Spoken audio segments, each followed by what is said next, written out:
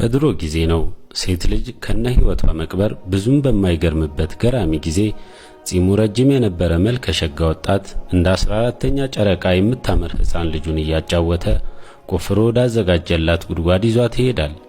ከልጅቷ የማይጠገበው መልከ ሸጋነቷ ይልቅ የሀገሪቱ ባህል ያሸነፈው ይህ ወጣት ስለምንም የማታውቀውን ህፃን ልጁን ከነ ህይወቷ ለመቅበር ወስኗል። ምናልባት ይህ ታሪክ ዝም ብሎ ወሬ መስሎን እንዳንታለል በጊዜው ምድርን ከረገጧት ሰዎች ሁሉ የላቀ ስብዕና ያለው ጀግና ሰው መጥቶ ይህንን መጥፎ ልማድ ባያስቆማቸው ኖሮ ምናልባት ድርጊቱን ዛሬ በዓይናችን እናየው ነበር። ሕፃኗን ጉድጓዱ ስር ሲከታት በኮልታፋ አንደበቷ የተናገረችው አባቴ ጺምህ ላይ አፈር አለብህ ነበር። ጺሙ ላይ ያለውን አፈር እያራገፈችለት ነበር ከነ ህይወቷ የቀበራት። ከዚህ የከፋ ዘመን ልትነግሩኝ ትችላላችሁን? በጊዜው ብዙ ሚስቶችን ያገቡ ነበር። ታዲያ አባት ሲሞት ልጅ ከእናቱ በስተቀር ሁሉንም ሚስቶችን ይወርስ ነበር። ውድ ተመልካቾቻችን አስገራሚ ታሪክ ይዘንላችሁ ብቅ ብለናል። እስካሁን የዚህ ቻናል ቤተሰብ ካልሆኑ መሰል ታሪኮች እንዳያመልጣችሁ ሰብስክራይብ ማድረጋችሁን እንዳትረሱ። ዝግጁ ከሆናችሁ እንጀምር። ወቅቱ የጨለማ ጊዜ ነበር። ይህ ማህበረሰብ ብዙ ዘመን ያለ መሪ ኖረዋል። የሀገሪቱ ሕግ ወጥነት ብቻ ነበር። ይህን አድርጉና አታድርጉ የሚላቸው የገዛ ስሜታቸው በፈቀደላቸው ልክ ነበር። ለቅኝ ግዛት እንኳ የሚፈልጋቸው አልነበረም። ድሃዎች የተጠሙ የማይፈለጉ ነበሩ። ለሥራቸው ኃላፊነት መውሰድ የማይታሰብ ነው። ስለ ገነትና ሲኦል የሚያውቁት ነገር የለም። ሲመቻቸው ድንጋይ ይቀርጹና ያመልኩታል። ከምግብ ለጣጥፈው ይቀርጹና ያመልካሉ። ከራባቸው ደግሞ ይበሉታል። በዚህም ካልሆነ በገንዘብ ብዙ ያለውና ቁማር ጨዋታ በደንብ የሚችል ካለ ይመለካል። ለየሰፈሩ ጌታ አላቸው። መጠጥ የጉድ ይጠጣ ነበር፣ እንደ ጉድ ይሰከር ነበር። ያለ ስካር አዳር የማይታሰብ ነበር። ያለ ተጨባጭ ምክንያት ይገዳደሉ ነበር። ጠላት ከተገኘ ከነ ህይወቱ ይቃጠል ነበር። በየቀኑ የሰው ደም የተለመደ ነበር። አብዛኛው ሴቶች የሚተዳደሩት በሴተኛ አዳሪነት ተበዝብዘው ሲሆን ያረገዘች ሴት ካጠፋች በህይወት ሳለች ሆዷ ይገዘገዛል፣ ይቆረጥ ነበር። የባርነት ሥርዓት እንደ ጉድ ነው። የገዛውን ባሪያ የማኖርና የመግደል መብቱ የተጠበቀ ነው። ስለ ዝሙት በኩራት ይገጠማል፣ ታሪክ ይነገራል። በአጠቃላይ መጠጥ፣ ቁማር፣ ግድያ የመሳሰሉ ኢሰዋዊ ድርጊቶች የእነርሱ መጠሪያቸው ነበር። የምናገረውን ዓለም እየሳልነው እንደሆነ ተስፋ አለኝ። ከመካ በስተ ምስራቅ በጠባዋ ወንዝ ከአቡኮቢስ አለት ስር የአሚና ቤት ይገኛል። ብቸኛ ወንድ ልጇን የወለደችበት ቦታ ነበር። በፈረንጆች አቆጣጠር ሰኞ ጠዋት አፕሪል 22 571 ላይ አብዱል ሙጠሊብ የልጅ ልጅ ተወለደለት። ስሙንም ሙሐመድ ብሎ ሰየመው። ለአረቡ ማህበረሰብ አለ የእንግሊዙ ጸሐፊ ቶማስ ካርላይ ሂሮስ ኤንድ ሂሮ ወርሺፕ በሚል መጽሐፉ ገጽ 101 ላይ ጨለማ ወደ ብርሃን የተወለደበት አረብ ለመጀመሪያ ጊዜ ሕይወት የዘራበት ወቅት ብሎታል። በሰው ልጆች ታሪክ ትልቅ ተጽዕኖ ፈጣሪ የወንዶች ወንድ መካ ላይ ተወለደ ያለው ጆን ዊሊያም ድራፍተር ሂስትሪ ኦፍ ኢንተሌክቹዋል ዲቨሎፕመንት ኦፍ ኢሮፕ በሚል መጽሐፉ ገጽ 329 ላይ አስፍሮታል። የዚህ ሕፃን ልጅ አባት ገና ሳይወለድ ነበር የሞተው።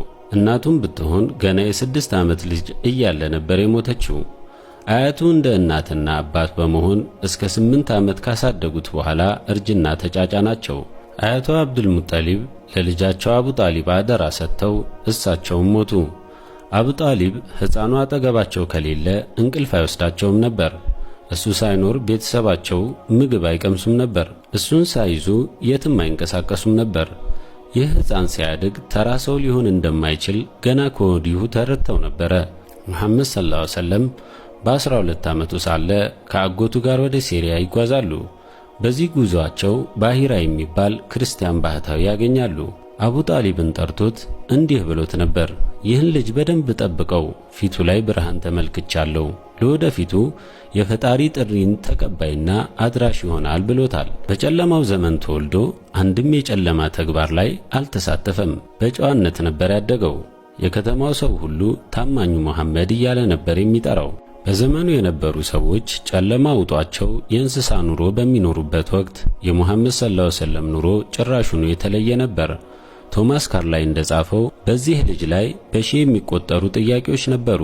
እኔ ማን ነኝ? ሕይወት ምንድናት? ሞትስ ምን ማድረግ ነው ያለብኝ? ነገር ግን ሂራ ዋሻ ለሱ ጥያቄዎች መልስ አልነበራትም። ሰማይ ከነኮከቦቿ መልሷ ዝምታ ነበር። ፈጣሪ ብቻ ሊመልስለት የሚችል ጥያቄዎች ነበሩ ይለናል። ከዚህ ዓለም በመላቀቅ ለረጅም ዓመታት 3 ማይሎች ከመካ ወደምትርቀው ሂራ ዋሻ ምሽቱን ያሳልፉ ነበር። ፈጣሪውን ፍለጋ ንጹሕ ልቡን አሳልፎ ሰጥቶ ለረጅም ሰዓታቶች በዋሻ ውስጥ በብቸኝነት ይጸልዩ ነበር።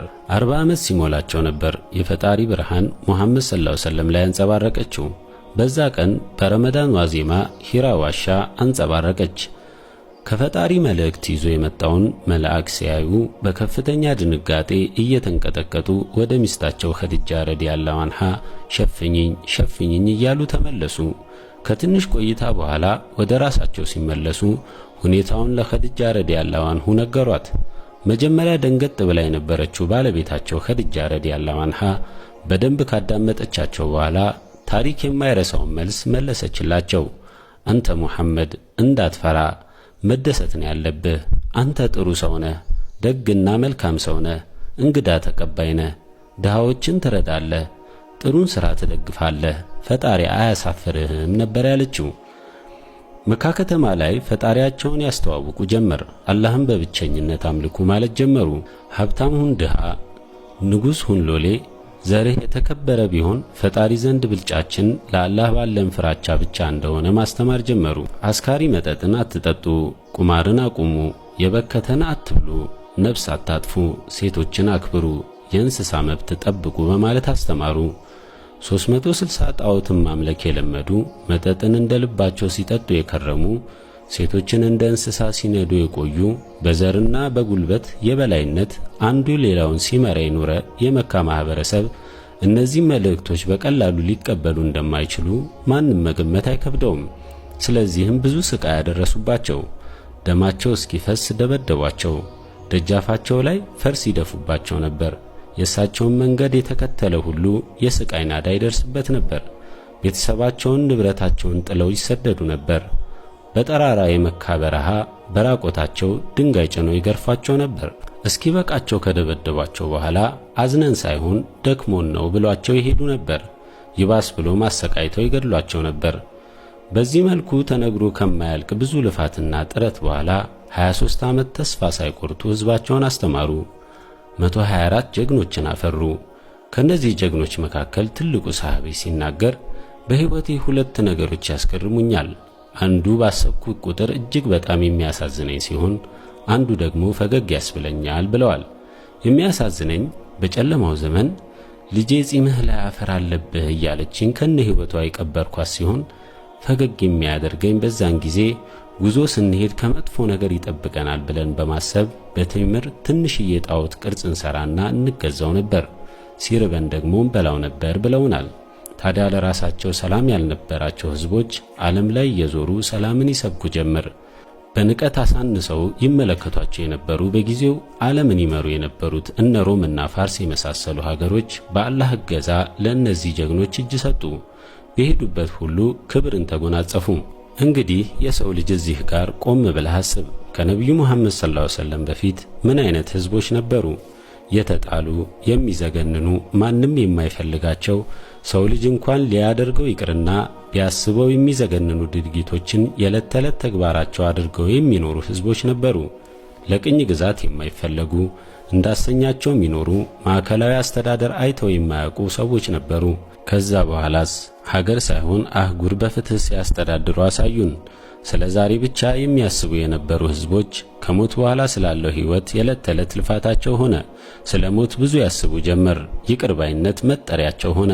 ሳይሰክሩ ማያድሩ ማህበረሰቦች በአንድ ቀን ውስጥ በከተማው የሚገኙ የመጠጥ ብልቃቶች ተሰባብረው ደጅ ጸኑ።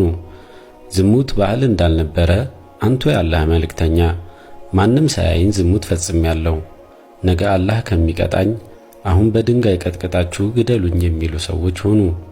ዝሙት የማይታሰብ ሆነ። ከዛን ጊዜ ወዲህ ሴቶች ክብራቸውን ተጎናጸፉ። ጥቁርና ነጩ ጎን ለጎን ቆመው መስገድ ጀመሩ። አብረው መብላት፣ መጠጣት፣ በጎዳናው ላይ ተቃቅፈው ሲሄዱ ታዩ። ለእውነት የቆሙ ለክህደት ቦታ የማይሰጡ ሆነው ተገኙ። ከአላህ መልእክተኛ ሰለላሁ ዐለይሂ ወሰለም ቀጥሎ ዓለማችን ላይ ከተከሰቱ ሰዎች አቻ የሌላቸው ሰዎች ለመሆን ቻሉ። ይህ ነው የሚታይ ተአምር ማለት። በመጨረሻም አላህ ሱብሓነሁ ወተዓላ እንዲህ ሲል አወደሳቸው። የአላህ መልእክተኛ ሙሐመድ እነዚያ ከእርሱ ጋር ያሉት ሰሃቦች በከሃዲዎቹ ላይ ብርቱዎች፣ እርስ በርሳቸው አዛኞች ናቸው። አጎንባሾች፣ ሰጋጆች ሆነው ታገኛቸዋለህ። ከአላህ ችሮታንና ውዴታን ይፈልጋሉ። ምልክታቸው ከስግደታቸው ፈለግ ስትሆን በፊቶቻቸው ላይ ናት። ይህ በተውራት የተነገረው ጠባያቸው ነው።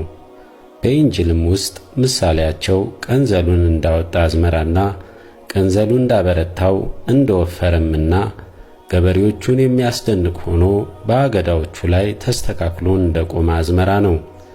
ያበረታቸውና ያበዛቸው ከሃዲዎችን በእነርሱ ሊያስቆጭ ነው። አላህም እነዛን ያመኑትንና ከእነርሱ በጎችን የሰሩትን ምሕረትንና ታላቅ ምንዳን ተስፋ አድርጎላቸዋል በማለት ስማቸው እስከ መጨረሻው ቀን ድረስ በክብር እንዲወሳ አደረገ። ውድ ተመልካቾቻችን ይህ ታሪክ ልቦን ከነካው ዩቲዩብ ላይ እንዲጠፋ ይፍቀዱለት። ላይክ እና ሼር እያደረግን በነቢያችን ሰለላሁ ዐለይሂ ወሰለም ላይ ሰለዋት በማውረድ ሌሎች ልቦች ጋር እንዲደርስ የበኩሉን አስተዋጽኦ ያድርጉ እንላለን። በሌላ ታሪክ እስክንገናኝ የአላህ ሰላም ከእናንተ ጋር ይሁን።